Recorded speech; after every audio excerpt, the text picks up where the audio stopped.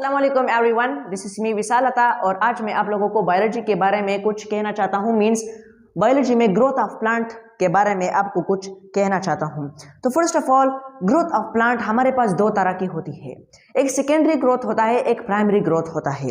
One is secondary growth and one is primary growth. ये हमारे पास जब एक प्लांट होता है, ये इसका स्टेम होता है। अब स्टेम में से हमारे पास लीव्स भी होती है और इसमें से हमारे पास रूट्स भी होते हैं। तो अब इसकी जो ग्रोथ होती है वो दो तरीके से होती है। एक इसकी जो इंक्रीजिंग ग्रोथ होती है, जब इंक्रीज इन लेंथ आता है, इसका इंक्रीज इन लेंथ आता है, तो इसको हम क्या कहेंगे? प्राइमरी ग्रोथ कहेंगे। प्राइमरी ग्रोथ कहेंगे। और इसमें जो थिकनेस आती है, थिकनेस जो मोटा होता है, इसको हम क्या कहेंगे? सेकेंडरी ग्रोथ कहेंगे। सेकेंडरी ग्रोथ कहेंगे। और जो इसमें से लेंथ की इंक्रीज आती है, जब ये लेंथ में इंक्रीज होता है तो इसको हम प्राइमरी ग्रोथ कहेंगे। और जो इसमें ये थिकनेस आती है तो इसको हम सेकेंडरी ग्रोथ कहेंगे। फिर आप जब इस स्टेम को कुछ सालों बाद देख लें तो ये इस तरह हो जाएगा, बहुत ही बड़ा बन जाएगा।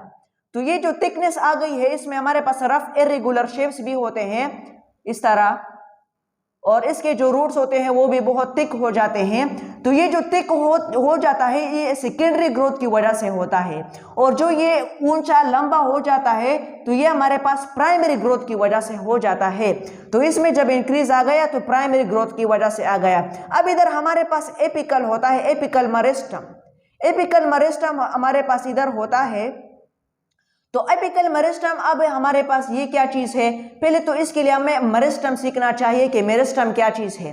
मेरिस्टम ये जो है हमारे पास मेरिस्टेमेटिक टिश्यूज होते हैं। ये हमारे पास प्लांट्स की एक टाइप्स ऑफ टिश्यूज है। हमारे पास प्लांट की दो टाइप्स ऑफ टिश्यूज है, एक सिंपल टिश्यू है, दूसरा कंपाउंड टिश्यू है। ये हमारे पास प्लांट है और इसके जो हमारे पास दो टाइप्स होते हैं, एक होता है सिंपल टिश्यूज ऑफ टाइप्स, और जो होते हैं प्लांट्स की जो टिश्यू टाइप्स होते हैं वो एक सिंपल होता है, एक कंपाउंड होता है। तो अब इस सिंपल टिश्यू में हमारे पास फिर दो टाइप्स आते हैं, एक मेरिस्टेमेटिक टिश्यू आता है, मेरिस्टेमेटिक, और दूसरा जो हमारे पास वो है उसको हम कहते हैं, एक मेरिस्टेमेटिक है और दूसरा जो है परमानेंट टिश्यू होते हैं। तो अब ये मेरिस्टेमेटिक टिश्यूज वो टिश्यूज है जिनमें सलाहियत होती है कि वो सेल्स को डिवाइड करे, प्रोड्यूस करे। तो अभी हमारे पास इसके दो टाइप्स आते हैं, एक एपिकल मेरिस्टम होता है और एक जो होता है लेटरल मेरिस्टम होता है। लेटरल मेरिस्टम होता है, एक एपिकल होता है, एक लेटरल मेरिस्टम होता है। तो मेरिस्टेमेटिक टिश्यूज वो टिश्यूज होते हैं जिसमें ये सलाहियत होती है कि वो सेल्स को डिवाइड करें, सेल्स को क्या करें? डिवाइड करें। अब जो सेल्स इधर डिवाइड होते हैं और वो इस प्लांट को इंक्रीज इंक्रीज में मदद देते हैं, तो उसको हम फिर एपिकल मेरिस्टम कहेंगे। और जो ये इंक्रीजिंग आती है इसको हम प्राइमरी ग्रोथ कहेंगे। और इधर जो हमारे पास होते हैं उसको हम कहेंगे लेटरल मेरिस्टम कहेंगे।